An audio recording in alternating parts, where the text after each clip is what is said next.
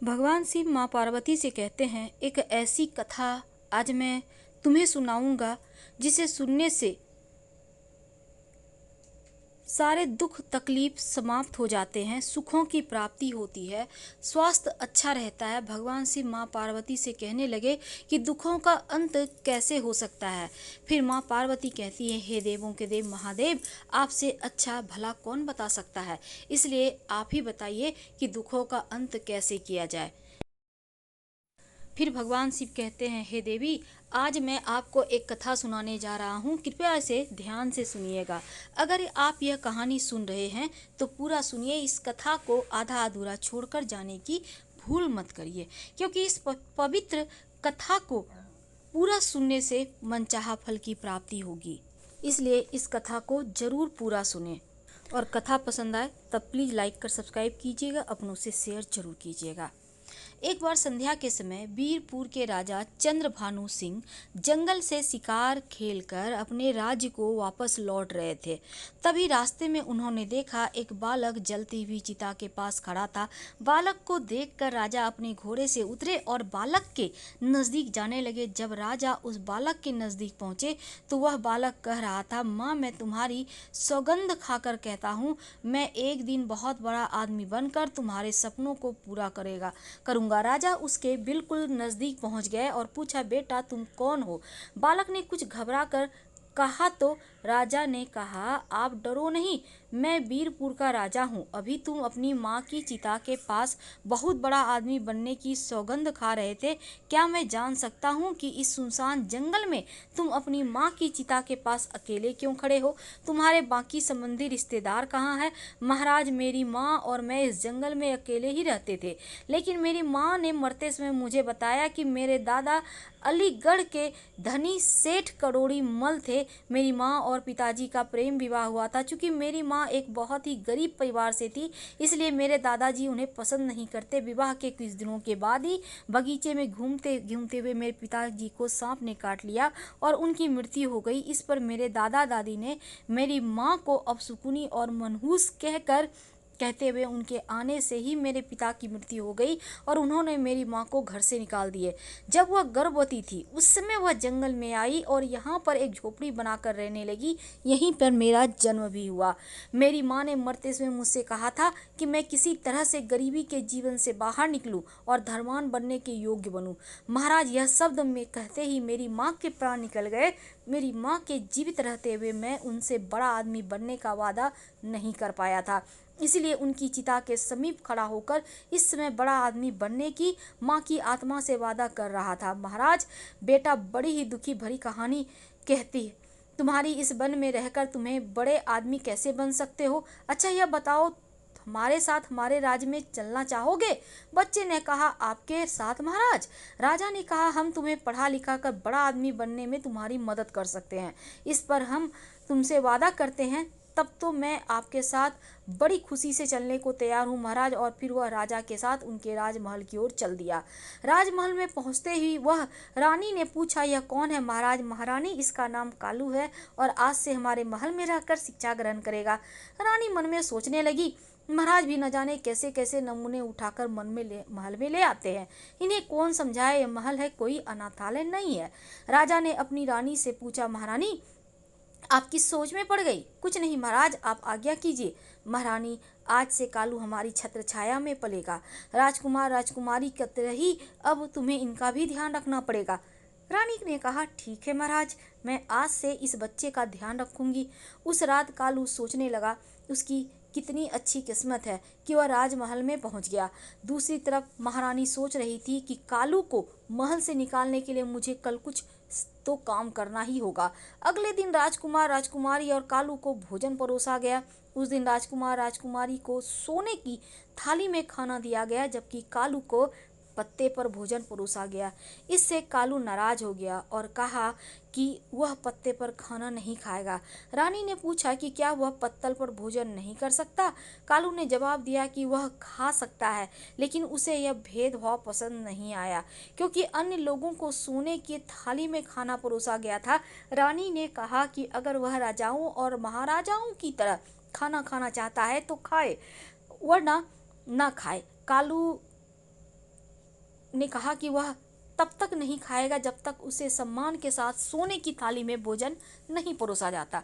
इससे नाराज होकर कालू महल से चला गया और उसी जंगल की ओर लौट गया जहां से वह आया था। तब महाराज महल में आए और उन्हें पूरी घटना का पता चला। उन्होंने रानी से पूछा कि कालू को सोने की थाली में भोजन क्यों नहीं परोसा गया। रानी ने कहा वह कालू की परख करना चाहती थी, जिसे पता चला कि वह बहुत ही घमंडी चतुर है। इसके सिवा उसके अंदर कोई विशेषता नहीं है। वह अपने जीवन में कुछ भी नहीं बन पाएगा। महारानी, बेशक उसे पत्ते पर भोजन परोस कर तुम उसकी परीक्षा लेना चाही थी, लेकिन तुमने यह ठीक नहीं किया। वह अभी बालक है, उसे अपमान महसूस हुआ होगा और यही कारण वह महल से चला न जाए। महाराज, महल का सुख वैभव छोड़कर वह कैसे जा सकता है भला। राजा तुरंत कालू को महल में ढूंढने लगा, परंतु वह उन्हें महल में नहीं मिला। राजा ने सोचा कालू अवश्य ही जंगल में अपनी झोपड़ी में चला गया होगा। मुझे तुरंत वहां जाकर उस बेसहारा बालक को वापस महल में ले आना चाहिए। राजा अपने घोड़े पर सवार होकर जंगल की तरफ निकल पड़े। इधर जब कालू वापस जंगल में आ गया तो गंगा नदी के किनारे त्रिकुट नाम से एक विशाल वन था, जिसका कोई दूसरा छोर नहीं था। वहीं पर ब्रह्म ऋषि नाम का एक साधु रहते थे। वह बहुत ही करुणामय थे। जब भी कोई यात्री उस तरफ से गुजरता, साधु महाराज उनसे निवेदन करते कि वे कुछ समय के लिए उनकी कुटिया में विश्राम करे, फिर यात्रा जारी करे। यात्री उनके निवेदन को स्वीकार कर लेते और उनकी कुटिया में आराम करते। बाद में यात्री उन्हें प्रणाम करके अपने रास्ते निकल जाते। इस प्रकार साधु महाराज उस वन में गुजरने वाले यात्रियों की सेवा किया करते। इसी वन में कालू नाम का एक डाकू भी रहता था। लूटपाट करना उसका पेशा था और जो भी यात्री उसे पैसा देने में हिचकिचाता, उसे कालू बिना किसी झिझक के मार डालता। इसी भय से लोग उस जंगल से गुजरने के लिए 100 बार सोचते और अगर कोई बहादुरी से उस जंगल में प्रवेश करता तो भी डाकू कालू उसे लूट लेता। इस तरह डाकू कालू का खौफ आसपास के सभी गांवों में फैल गया। एक दिन गांव के कुछ लोग एकत्र हुए और उन्होंने डाकू कालू से मुक्ति पाने की योजना बनाई। एक व्यक्ति ने कहा, कालू डाकू का आतंक प्रतिदिन बढ़ता जा रहा है, हमें इससे कुछ भी करके निपटना चाहिए। एक ने कहा, भाइयों, संगठन में बहुत शक्ति होती है, यदि हम सब मिलकर उस पर धावा बोल दें तो कैसा रहेगा। इससे तो वह सहज ही उसे अपने कब्जे में ले लेंगे, तब हम उसकी गर्दन काटकर उसे मार डालेंगे। दूसरे ने कहा, विचार तो बहुत ही अच्छा है, उत्तम है, लेकिन फिर देर किस बात की, आज ही कालू डाकू पर धावा बोल देना चाहिए। उसी समय सभी लोग अस्त्र शस्त्रों से लैस होकर चित्रकूट जंगल की ओर चल पड़े। वन में पहुंचकर वो डाकू कालू को ललकारने लगे, कहाँ छिपा है डाकू कालू, बाहर निकल, देख आज हमें तू लूट नहीं पाएगा। आज हम सब तैयारी तेरी मौत बनकर आए हैं। आज हम सब से तू बच नहीं पाएगा। शिकार के चक्कर में झाड़ियों में छिपे डाकू कालू ने जब देखा बहुत से लोग उसके खिलाफ बोल रहे हैं तो वह अचानक चौंक गया। उसने सोचा कि अगर आज वह इस भीड़ के हाथ लग गया तो उसका बचना मुश्किल हो जाएगा, जबकि वे लोग लगातार उसे चुनौती दे रहे थे। डाकू कालू ने सोचा कि यहाँ तो मुझे सब लोग जरूर पकड़ लेंगे, मुझे कहीं और छुपना होगा ताकि मैं अपनी जान बचा सकूं। यह सोचकर वह वहां से उठा और चुपचाप वहां से भाग निकला। जल्दी ही वह उसने साधु की कुटिया दिखाई दी। उसने सोचा कि मुझे इस कुटिया में शरण लेनी चाहिए। वह कुटिया के समीप पहुंचा तो वह बहुत ही हाँफ रहा था। साधु ने उसे देखा और कहा, कौन हो तुम, इस तरह से हाँफ क्यों रहे हो, और इस वीरान जंगल में तुम क्या अकेले क्या कर रहे हो। साधु ने फिर से पूछा, कौन हो तुम, क्या घर से भाग कर आए हो। कालू ने कहा, नहीं ऋषिवर, ऐसी बात नहीं है। तब कालू ने ऋषि को अपनी राम कहानी सुना दी। तब ऋषि अर्थात साधु ने कहा कि तुम बड़ा आदमी बनना चाहते हो। हाँ ऋषिवर, पर समझ नहीं पा रहा हूँ कि मैं बड़ा आदमी कैसे बनूं। ऋषि ने कहा, बेटा, यहाँ पर रहकर तुम बड़े आदमी कैसे बन सकते हो। बड़ा आदमी बनने के लिए बुद्धि की आवश्यकता होती है और बुद्धि विद्या ग्रहण करने से आती है। कालू ने कहा, परंतु ऋषिवर, मैं विद्या कैसे प्राप्त करूं, मेरे पास तो शिक्षा हेतु कोई धन नहीं है, मुझे कौन पढ़ाएगा। ऋषि ने कहा, बेटा, यदि तुम सच्चे दिल से शिक्षा प्राप्त करना चाहते हो तो मेरे आश्रम में रहकर तुम विद्या प्राप्त कर सकते हो। फिर कालू ने किसी तरह से अपनी उखड़ी हुई सांसों पर काबू पाया और कहा, साधु बाबा, कुछ लोग मेरी हत्या करने के लिए वन में मुझे खोज रहे हैं, उनसे मेरी रक्षा कीजिए। ऋषि ने कहा, जा तू अंदर कुटिया में जाकर छिप जा। कालू ने ऐसा ही किया और कुटिया के अंदर जाकर छिप गया। तभी कालू को खोजती हुई लोगों की भीड़ कुटिया के पास आ पहुंची और साधु महात्मा से पूछने लगी, बाबा क्या आपने यहाँ से किसी आदमी को गुजरते हुए देखा है? आप लोग किस आदमी की बात कर रहे हो? लोगों ने कहा, हम कालू डाकू की बात कर रहे हैं। साधु बाबा उससे मासूम और निहत्थे लोगों को लूट कर बहुत सताया है। वह अपना खजाना भरता है और मौका मिलने पर लोगों की हत्या भी कर देता है। इसलिए आज हम सब उसे मारने के लिए आए हुए हैं। साधु बाबा बोले, क्या तुम कालू को मारोगे? वह तो पहले ही गंगा नदी में डूबकर मर चुका है। लोगों ने कहा, साधु बाबा तुम यह क्या कह रहे हो? कालू डाकू मर चुका है? साधु ने कहा, हाँ भाइयों, मेरे कहे पर विश्वास करो। और वह अपने घर लौट गया हो। कालू कुटिया के अंदर छिपा खिड़की से यह सब देख रहा था और सोच रहा था कि आज साधु बाबा की वजह से उसकी जान बच गई। लोग साधु बाबा का बहुत आदर करते थे। उनकी बातों पर विश्वास करके वो वहाँ से लौट गए। जब लोग चले गए तो डाकू कुटिया से बाहर आया और साधु बाबा से पूछने लगा, साधु बाबा आपने मेरे बारे में उन लोगों से झूठ क्यों बोला? मैंने तो उनसे क्या झूठ बोला था? कालू तुम्हारे अंदर का डाकू मर चुका है, इसीलिए तुम डर कर मेरी मदद मांगने आए थे। साधु बाबा आपकी बात सच है। साधु ने कहा, उनसे धन लूट कर तुम अपना लोक और परलोक दोनों बिगाड़ रहे हो। इतना सब कुछ करने पर भी क्या तुम्हारे मन में शांति है? तुम निडर होकर अन्य लोगों की तरह जीवन गुजर कर सकते हो? साधु ने कहा, हर समय तुम्हारे मन में यही डर बना रहता है होगा कि कहीं कोई तुम्हें मार न दे। बोलो सत्य है? कालू ने कहा, हाँ साधु बाबा आप सत्य कह रहे हैं। फिर कुछ सोचकर कालू डाकू ने साधु बाबा से कहा, साधु महाराज आपकी बातों ने मेरी आंखें खोल दी है। मैं भी अन्य लोगों की तरह निडर होकर जीवन जीना चाहता हूँ। अगर मुझे कोई ऐसा उपाय बताइए जिससे करने से लोग मुझे भी अपनी तरह आदर सम्मान से देखें। मैं वचन देता हूँ कि आप मुझसे जो भी काम करने को कहेंगे मैं उसे अवश्य करूँगा।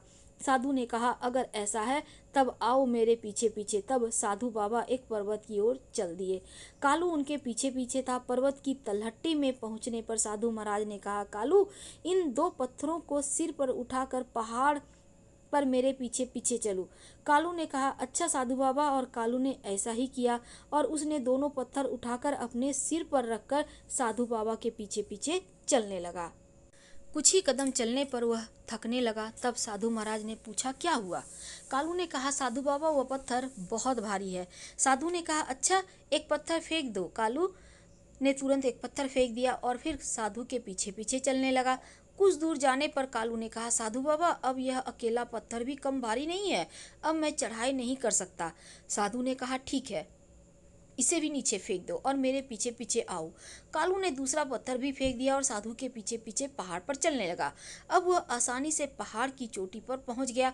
वहां पहुंचकर कालू ने कहा, साधु बाबा आप मुझे यहाँ पर क्यों लाए हैं? साधु बाबा ने कहा, तुम्हें एक शिक्षा देने के लिए। देखो अब तक तुम्हारे सिर पर लूट मार और हत्या रूपी दो भारी पत्थरों का बोझ था जो तुम्हें जनप्रिय रूपी पहाड़ पर चढ़ने नहीं देता था।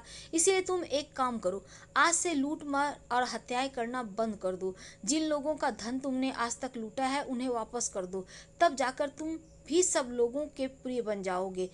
तभी सब जगह भले आदमी के रूप में पहचाने जाओगे। कालू ने कहा, ठीक है साधु बाबा मैं ऐसा ही करूँगा। लेकिन मुझे यह पता नहीं चला कि जिन लोगों से मैंने धन लूटा था वे कौन थे और कहाँ के निवासी थे। फिर साधु बाबा कहते हैं, इसलिए तुम ऐसा करो कि चुराया हुआ धन गरीबों और भिखारियों में दे दो। ठीक है साधु बाबा मैं ऐसा ही करूँगा। कालू ने बाँट ऐसा ही किया और भेष बदलकर शहर में गया और अपने साथ लाए गए सारे धन को गरीबों में जरूरतमंदों में बांट दिया।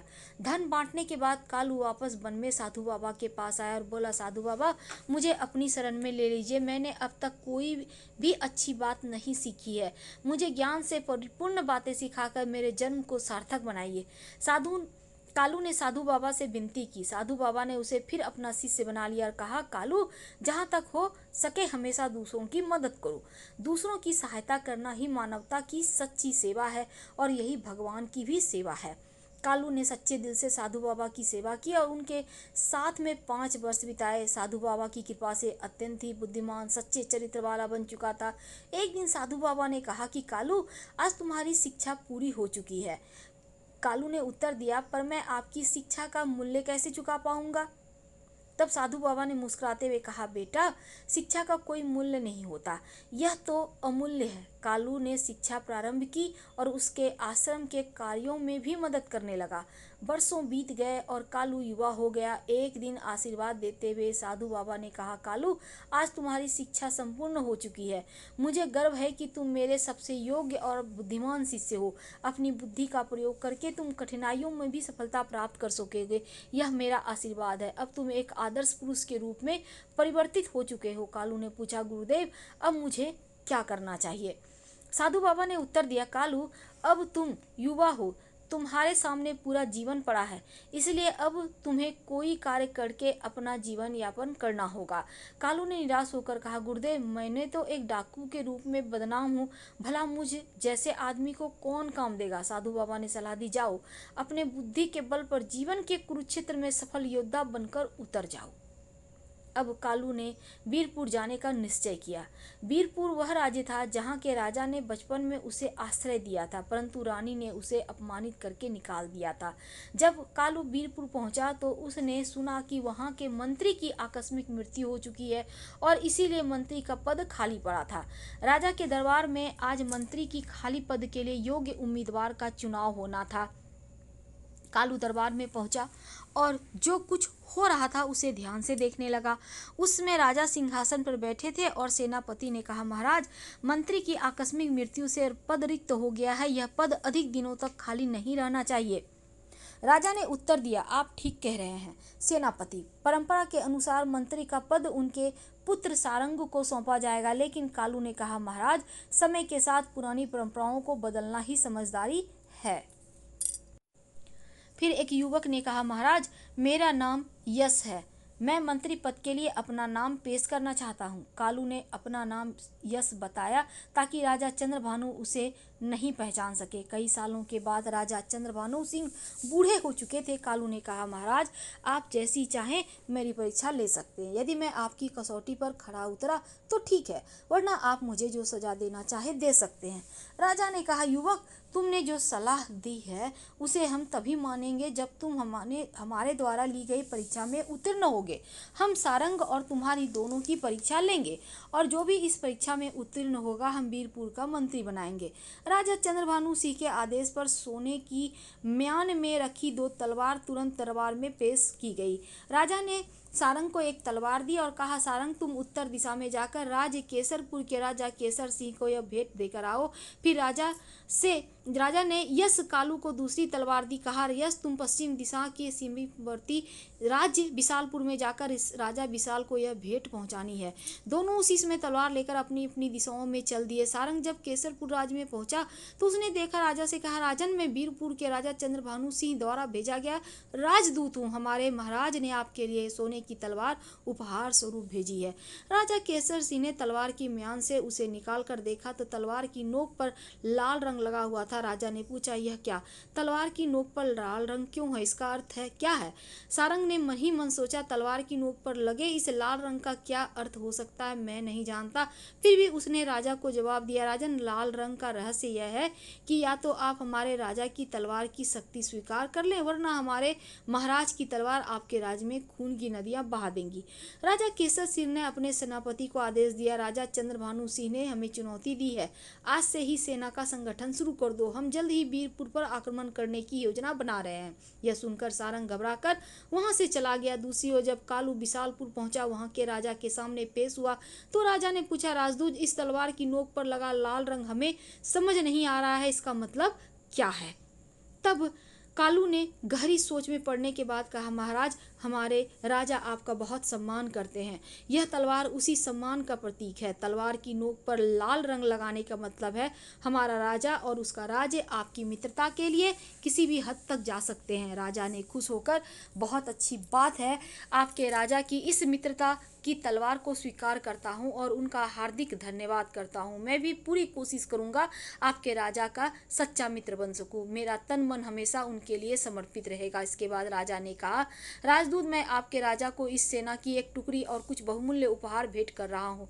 कालू ने धन्यवाद दिया और सेना की टुकड़ी बहुमूल्य उपहारों के साथ वीरपुर की ओर चल दिया।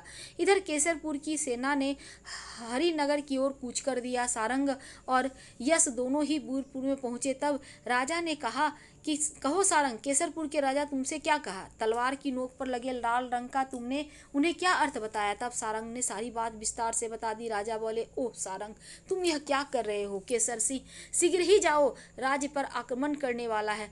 जी महाराज, सारंग ने उत्तर दिया। उसी समय एक गुप्तचर आया और सूचना दी, महाराज, केसरपुर की विशाल सेना वीरपुर की तरफ बढ़ रही है। ओह, अब क्या होगा? इतना शीघ्र तो हम अपनी सेना को संगठित भी नहीं कर सकते। राजा चिंतित हुए। तब वहां मौजूद कालू ने कहा, महाराज घबराइए नहीं। जब मैं विशालपुर के राजा को तलवार की नोक पर लगे लाल रंग का विषय में जानकारी दी तो उन्होंने खुश होकर अपनी सेना की एक टुकड़ी मेरे साथ रवाना कर दी। वह टुकड़ी अब भी महल के बाहर खड़ी है। महाराज, आप चिंता करने से कुछ नहीं होगा। कृपया सेनापति जी को निर्देश दिए कि वे केसरपुर की सेना से युद्ध करे। मैं अपने साथ लाई गई सेना के साथ केसरपुर पर हमला करूंगा। इन दोहरे हमले से केसरपुर की सेना का सामना नहीं कर पाएगी और इस परिस्थिति में हम विजय होंगे। जैसा कि कालू ने सोचा था, युद्ध में विजय प्राप्त होने के बाद महाराज चंद्रभानु सिंह ने सारंग और कालू को महल में बुलाया। महाराज ने कहा, कालू, तुम्हारी वजह से हम जीत चुके हैं। हम तुम्हें मंत्री के पद पर नियुक्त करते हैं। सारंग ने उत्तर दिया, महाराज, यह तो मेरे साथ अन्याय हो गया। मैंने तुम दोनों को एक ही भेंट दिया था, दोनों राजाओं को देने के लिए, किंतु तुम दोनों ने अपनी अपनी बुद्धि से उन भेंटों का अलग अलग अर्थ निकाला। यश ने बुद्धिमानी और दूरदर्शिता से काम लिया, जबकि सारंग, तुमने अपनी मूर्खता से केसरपुर के राजा को सदैव के लिए हमारा शत्रु बना दिया। तब बताओ, हम तुम्हें वीरपुर का मंत्री बनाए या यश को? सारंग ने कोई जवाब नहीं दिया और सिर झुकाकर चुपचाप दरबार से निकल गया। तब महाराज ने घोषणा की, हम यश को वीरपुर का मंत्री नियुक्त करते हैं। इसके बाद उसी रात को यश के मंत्री बनने के सम्मान में उसे राजमहल में भोजन के लिए आमंत्रित किया गया। तब महारानी ने स्वयं अपने हाथों से यश को भोजन परोसा। मंत्री बने यश ने कहा, क्षमा करें महाराज, मैं भोजन इस चांदी की थाली की अपेक्षा सोने की थाली में करना पसंद करूंगा। ठीक है, हम उसका भी प्रबंध किए देते हैं, महाराज ने कहा। जब कालू को सोने की थाली में भोजन परोसा गया तो उसने कहा, देखिए महारानी जी, वह दिन आ ही गया जिसके बारे में आपने कभी मना किया था। महारानी ने पूछा, आप यह क्या कह रहे हैं मंत्री जी? मंत्री ने उत्तर दिया, महारानी जी, याद कीजिए, आज से 15 वर्ष पहले आपने कालू नामक बालक को पत्ते पर भोजन परोसा था। महारानी ने बोली, ओ हाँ, याद आया। उस दृढ़ बालक ने तब उस भोजन को खाने से मना कर दिया था और कहा था कि वह तभी इस महल में भोजन करेगा जब उसे सोने की थाली में भोजन परोसा जाएगा। महारानी ने पूछा, लेकिन आपको यह बातें कैसे पता है? कालू ने उत्तर दिया, मैं वही बालक हूँ महारानी जी। तब राजा चंद्रभानु सिंह ने महारानी से कहा, देखो महारानी जी, जिस बालक को आपने अहंकारी समझा था वह आज इस राज्य का मंत्री है। मंत्री ने कहा, राजन, यदि महारानी जी मुझे उस समय तिरस्कृत नहीं किया होता तो शायद मेरे मन में ऊंचाइयों को छूने की तीव्र इच्छा नहीं जगती। मैं तो महारानी जी का एहसानमंद हूँ। यह कहकर महारानी जी ने कहा, यह तो आपकी विनम्रता है। इस तरह मंत्री ने कुशलतापूर्वक मंत्री का पद संभाला। फिर एक दिन राजा चंद्रभानु सिंह ने कालू को एक पत्र दिया और कहा, तुम उधमपुर जाओ, जहाँ चोरी छुपे काफ़ी बढ़ गई है। कृपया तुम जाकर अपने विवेक से उस राज्य को चोरों से मुक्त कराओ, क्योंकि वहाँ के राजा ने मुझे पत्र लिखकर सहायता के लिए कहा है। फिर कालू उधमपुर की दिशा की ओर चल पड़ता है। एक दिन और एक रात चलकर वहाँ पहुँचा। वह राजा शशिकांत सिंह के पास गया और बोला, राजा चंद्रभानु सिंह ने आपके नाम पर यह पत्र भेजा है। राजा ने पूछा, ओह, राजा चंद्रभानु सिंह ने मदद के लिए तुम्हें भेजा है? कालू से पत्र लेकर फिर राजा ने यह पत्र पढ़ा, जिसमें लिखा था, यह पत्र लेकर जो व्यक्ति आपके पास आ रहा है वह 5 वर्ष से मेरे पास मंत्री के पद पर है। मेरे साथ 5 वर्ष बिताने के बाद अब उसका मन पूरी तरह से साफ हो गया है और मेरी शिक्षा से उसकी बुद्धि तीव्र हो गई। इसलिए मैं चाहता हूँ कि आप इसे अपने विशेष सलाहकार नियुक्त कर लें। आपका हितैषी राजा चंद्रभानु सिंह। पत्र पढ़ने के बाद राजा सोचने लगा, यह आदमी एक समय में कुख्यात डाकू रह चुका है, फिर एक राज्य में मंत्री रहा है, क्या इसे विशेष सलाहकार जैसे महत्वपूर्ण पद पर नियुक्त करना ठीक रहेगा? परंतु तभी उसके दिमाग में दूसरा विचार आया, पूर्व में चाहे वह आदमी कुछ भी रहा हो, परंतु जब राजा चंद्रभानु सिंह जैसे अनुभवी राजा ने बताया है तो निश्चय ही उपयोगी होगा। मन में यह विचार आते उन्होंने कालू से कहा, तुम्हारा क्या नाम है जी? महाराज मेरा नाम कालू है। कालू, आज से हम तुम्हें अपना विशेष सलाहकार नियुक्त करते हैं। ओह महाराज, तब तो मैं बड़ा ही सौभाग्यशाली हूँ। उस दिन राजा शशिकांत सिंह कालू के साथ राज दरबार में पहुंचे और उनसे कहा, कालू आज मैं तुम्हें यहीं पर तुम बैठा करोगे। हे महाराज, कालू ने उत्तर दिया। कालू ने अपनी स्थान ग्रहण किया और तुरंत ही कुछ लोग अपनी शिकायत लेकर राज दरबार आए। उनमें 3 पुरुष, एक वृद्ध महिला थी। एक पुरुष ने आगे बढ़कर महाराज से कहा, महाराज इस बूढ़ी महिला ने हमारा सारा धन हड़प लिया, कृपया न्याय करें, हमें अपना धन वापस दिलवाएं। पहले ने हम सभी विवरण बताओ, तब हम कोई निर्णय ले पाएंगे, महाराज ने कहा। इस पर वृद्ध महिला ने आगे बढ़कर कहा, महाराज यह तीनों झूठ बोल रहे हैं, मैं शुरू से आपको पूरी बात बताऊंगी। और उसने अपनी कहानी सुनाना शुरू किया। महाराज, ये 4 व्यापारी आपके राज्य में व्यापार करने आए थे और यहाँ उन्होंने भारी मुनाफा कमाया, जिससे उनके पास काफ़ी धन इकट्ठा हो गया। फिर एक दिन ये चारों व्यापारी अपना संपूर्ण धन लेकर मेरे पास आए और कहा, बूढ़ी माँ, हम इस राज्य में नए हैं और हमारे पास काफ़ी धन है, कृपया हमारे धन की रक्षा करें। मैंने पूछा, मैं रक्षा कैसे करूँ? उन्होंने कहा, हम तुम्हारे घर के आंगन में धन गाड़ देंगे और जिस दिन हम चारों एक साथ आकर धन मांगेंगे उस दिन तुम हमें अपना धन वापस कर देना। अगर हम में से कोई एक आकर धन मांगे तो उसे मत देना। मैंने कहा, यह तो बहुत सरल है, पर मेरे लिए क्या है? व्यापारियों ने कहा, बूढ़ी माँ, इसके बदले में हम भी तुम्हें भी धन देंगे। मैंने तब कहा, तब मुझे तुम्हारी बात मंजूर है। फिर उन्होंने घर में गड्ढा खोदा, 2 बोरी पोटलियाँ धन से भरी, उसमें वहाँ रखकर मिट्टी से ढक दिया। फिर वे चारों बोले, बूढ़ी माँ, हम हर शाम को यहाँ भोजन करने आया करेंगे। मैंने कहा, बड़े शौक से आओ बेटो। रोज शाम को जब वे भोजन करने आते तो मुझसे पूछते, हमारा धन सुरक्षित तो है ना? मैंने जवाब दिया, हाँ बेटा, तुम्हारा धन पूरी तरह सुरक्षित है। एक दिन उन 4 व्यापारियों ने खजाने की जगह को खोदा तो वहाँ पर धन अभी भी वैसा ही था जैसा छोड़ गए थे। तब उन्हें मेरी ईमानदारी पर कोई संदेह नहीं रहा। मेरी ईमानदारी से प्रसन्न होकर उन्होंने 5 स्वर्ण मुद्राएं दी और कहा, बूढ़ी माँ, यह मुद्राएं रख लो, यह तुम्हें काम आएंगी। मैंने आशीर्वाद दिया, झुक झुक कर जियो मेरे बेटे। लेकिन उन चारों में से एक के मन में लालच जाग गया। उसने सोचा, यदि वह मुझे धोखा देकर सारा धन हड़प ले तो उसकी जिंदगी बिना किसी मेहनत के आराम से गुजर सकती है। एक दिन जब वे चारों व्यापारी घर के बाहर एक पेड़ के नीचे चौपसर खेल रहे थे, तभी उनमें से एक ने दूसरे से कहा, तुम बूढ़ी माँ से जाकर कह दो कि हम जल्दी से खाना बना दे, बहुत भूख लगी है। ठीक है, मैं अभी जाता हूँ। और वह घर की ओर चल दिया। वह सोच रहा था, यह सबसे अच्छा मौका है, जब उसके साथी बाहर व्यस्त हैं वह अकेले धन हड़प सकता है। घर के अंदर पहुंचकर उसने मुझसे कहा, बूढ़ी माँ, हमें इस वक्त सारे धन की आवश्यकता है, मेरे साथी ने धन लाने के लिए मुझे भेजा है। मैंने कहा, सारे धन को कि एक साथ तुम लोगों को इस समय क्या आवश्यकता आ पड़ी? उसने कहा, अगर आप मेरी बात पर यकीन नहीं हो रहा तो तुम बाहर जाकर मेरे साथियों से पूछ लो। तब मैं दरवाजे पर आई और बाहर बैठे चौसर खेल रहे व्यापारियों से बोली, तुमने जयंत से जो कहा है क्या वह ठीक है? उन्होंने कहा, हाँ बूढ़ी माँ, ठीक है, परंतु जरा जल्दी कर दो। तब मैं घर के अंदर आई और बोली, तुम्हारे साथी भी तुम्हारी बात का समर्थन कर रहे हैं, इसलिए गड्ढे खोदकर तुम अपना धन ले जा सकते हो। और वह व्यक्ति मन ही मन सोच रहा था। उसकी चाल कामयाब हो गई। वह तेजी से गड्ढा खोदने में जुट गया। बड़ी ही तेजी से उसने सारा गड्ढा खोद लिया। धन के 2 बड़े बड़े थैले निकाल कर बाहर रख लिए। फिर मुझसे बोला, बूढ़ी माँ, तुम जरा एक लोटा पानी ला दो, मुझे बड़ी ही प्यास लगी है। मैंने कहा, अब भी लाई बेटा, और फिर मैं पानी लेने चली गई। इतने में पलक झपकते वह व्यक्ति दोनों धन से भरे थैले उठाकर घर के पिछवाड़े में खड़े घोड़े पर लाद कर तुरंत वहां से फरार हो गया। दूसरी ओर उसके साथी जो बाहर बैठकर चौसर खेल रहे थे सोचने लगे, उनका मित्र अभी तक क्यों नहीं लौटा है। उन्होंने कहा, चलो अब तक तो खाना तैयार हो गया होगा, अंदर चलते हैं। तीनों अंदर आए और मुझसे बोले, खाना तैयार है क्या? हमने तो बहुत पहले ही अपने मित्र को खाना बनाने के लिए कहा था। मैंने कहा, उनसे मुझे कुछ नहीं कहा? वह व्यक्ति तो सारा धन लेकर तुम्हारे पास गया है। जब तीनों व्यापारी यह सुनते हैं तो सदमे में पड़ जाते हैं और कहते हैं, लेकिन तुमने उसे अकेले सारा धन क्यों सौंपा? मैंने कहा, मैं दरवाजे पर गई थी, तुमने कहा कि जल्दी करो, हमने तो सिर्फ खाना जल्दी बनाने को कहा था। क्या तुम्हारे मित्र ने तुम्हें धोखा दिया है? फिर मैंने अपनी पूरी कहानी कहते हुए कहा, महाराज, यही सारी कहानी, बताइए इस घटना में मेरा क्या दोष है? फिर तीनों व्यापारी कहते हैं, यह बुढ़िया झूठ बोल रही है। अब असी इस बात का पता है कि हमारा मित्र धन लेकर कहाँ गया है। महाराज, हम सब पर दया करें, इससे हमारा सारा धन वापस दिलवाने का प्रयास करें। महाराज सोचने लगे, ओह, बड़ा ही विचित्र झगड़ा है, यह कैसे लोगों का निपटारा करूं? क्यों न कालू से इस झगड़े का निपटारा करने के लिए कहूँ। इस प्रकार कालू के विवेक की परीक्षा भी हो जाएगी। यह सोचकर उन्होंने कालू से कहा, कालू, क्या तुम इन लोगों के झगड़ों का निपटारा कर सकते हो? अवश्य महाराज, यदि आपकी आज्ञा हो तो। कालू ने बूढ़ी औरत से पूछा, बूढ़ी माँ, जब चारों व्यापारी तुम्हारे पास धन रखने के लिए आए थे, उन्होंने तुमसे क्या कहा था? जी, उन्होंने कहा था कि यह सारा धन हम तुम्हारे आंगन में गाड़ देंगे।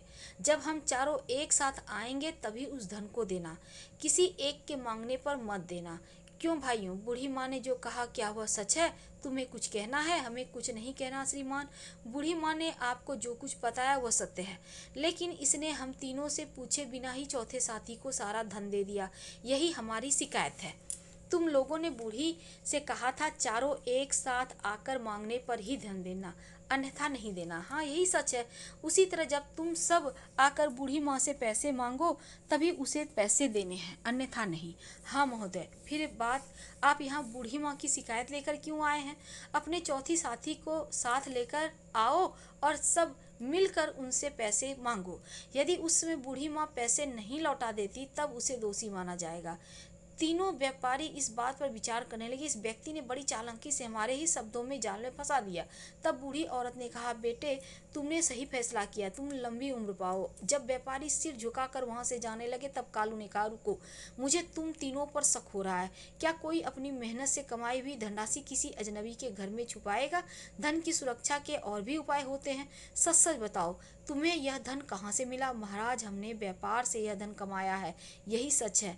बोले, सच बताओ वरना मैं तुम्हारी खाल में भूसा भरवा दूंगा। कालू ने कहा, नहीं महाराज, हम सच कह रहे हैं। वे बोले। कालू ने फिर कहा, जल्लादों को बुला लाओ, वे ही इनसे सच उगलवाएंगे। नहीं, जल्लादों को मत बुलवाओ, हम सच बताते हैं। और वे बोले, तो बताओ सच क्या है? सच यह है कि हम चारों साथी एक चोरों का गिरोह थे, और जो धन हमारा चौथा साथी लेकर फरार है वह धन भी चोरी से ही इकट्ठा किया हुआ था। महाराज ने कहा, ओह, तो तुम लोग चोर हो? जी महाराज, बोले। महाराज ने तुरंत आदेश दिया, इन तीनों को कारगार में डाल दिया जाए और उस बूढ़ी औरत को पूरी इज्जत के साथ राजमहल से विदा किया जाए। महाराज ने कालू से कहा, कालू, तुम परीक्षा में खरे उतरे हो, तुम्हें हमने अपना विशेष सलाहकार बनाकर उचित किया है। हमें इस फैसले पर सदा गर्व रहेगा। उस दिन के बाद राजा शशिकांत सिंह कालू के सलाह से लेकर अपनी प्रत्येक कार्य करते थे। फिर कालू जो डाकू था वह दुनिया का सबसे बुद्धिमान कहलाने लगा। इतना कहकर भगवान शिव अपनी कथा समाप्त करते हैं। हम आपसे विदा लेते हैं। वीडियो पसंद आए, कहानी अच्छी लगे तब लाइक कर सब्सक्राइब करें, शेयर करें, कमेंट करें। धन्यवाद। हम फिर मिलेंगे।